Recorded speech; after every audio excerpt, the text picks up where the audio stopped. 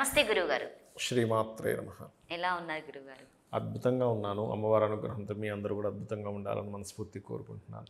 గురువుగారు, కొంతమందికి వ్యాపారంలో కలిసి వస్తుంది వీధి పోట్ల వల్ల. అది ఇంటి వాళ్ళకి కలిసి రాదని చెప్తూ ఉంటారు. అది ఎంతవరకు నిజం? ఇక్కడ వీధి పోటు, వీధి చూపు రెండు ఉంటాయమ్మా. ఓకే. పోటు అనేది నెగిటివ్, చూపు అనేది మంచిది. దీన్ని మనకి కొన్ని గ్రంథాల్లో చెప్పారు. అదేమిటి అంటే, ఇప్పుడు తూర్పు ఈశాన్యంగానే ఉత్తర ఈశాన్యంగానే ఉంటే దాన్ని చూపు అనాలి. దానివల్ల నష్టం లేదు, గుర్తుపెట్టుకోండి. తూర్పు మధ్యలో కూడా చూపు అంటారు. కానీ తూర్పు ఆగ్నేయంలో వస్తే అది ఇల్లైనా లేకపోతే వ్యాపార సంస్థ అయినా ఇబ్బంది వస్తుంది, గుర్తుపెట్టుకోండి. అయితే వ్యాపార సంస్థకి ఎందుకు మంచిది అంటుంటారంటే, ఎప్పుడు కూడా బిజినెస్ అనేటువంటిది కనబడాలి. నలుగురికి కనిపిస్తే అరే ఇక్కడ ఇది ఉందని గుర్తిస్తాం. ఇప్పుడు రోడ్డుకి స్ట్రైట్గా ఒక పెద్ద ఇది ఉంది, వెళ్ళే ప్రతి ఒక్కరికి కనిపిస్తుంటుంది, అరే ఇక్కడ ఏదో ఎలక్ట్రానిక్ మీకు ఈసీఎల్ సెంటర్లో ఒకటి ఉంటుంది, బజాజ్ ఎలక్ట్రానిక్స్ అని. అది అందరికీ కనబడుతుంది. అట్లాగే ఈసీఎల్ అని కాదు, ఇప్పుడు మనకి చూడండి పంజాగుట్ట సర్కిల్లో ఒక పెద్ద బిల్డింగ్ ఉంది, అక్కడ అందరికీ విజిబుల్. అదేదో లోపలికి ఉంటే ఇక్కడ ఏంటంటే విజిబిలిటీ ఉంటుంది కాబట్టి అది అందరికీ తెలుస్తుంది అని చెప్పడం. అలా అని నైరుతి వీధిపోతుంది, అది వ్యాపారమైనా సరే ఇల్లైనా సరే దోషమే. అది ఇది వ్యాపారానికి మంచిదండి నైరుతి వీధిపోటు ఉంటే ఇంటికి మంచిది కాదండి అని కాదు. ఎవరికైనా సరే మంచివే, ఇబ్బందివే.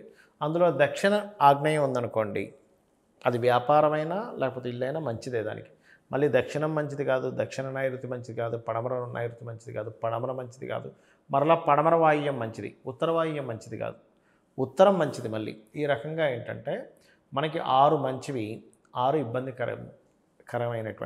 ఆ 6 ఏమిటి అంటే మంచివి చెప్తాను చూడండి. ఉత్తర ఈశాన్యం, తూర్పు ఈశాన్యం, దక్షిణాగ్నేయం, అదేవిధంగా పడమర వాయువ్యం, తూర్పు మధ్య, ఉత్తరం మధ్య, ఇవి మంచివి. మిగతా 6 ఏవైతే ఉన్నాయో తూర్పు ఆగ్నేయము, దక్షిణము, దక్షిణ నైరుతి, పడమర నైరుతి, పడమర ఉత్తర వాయువ్యము మంచిది కాదు. ఇవి గుర్తుపెట్టుకోండి.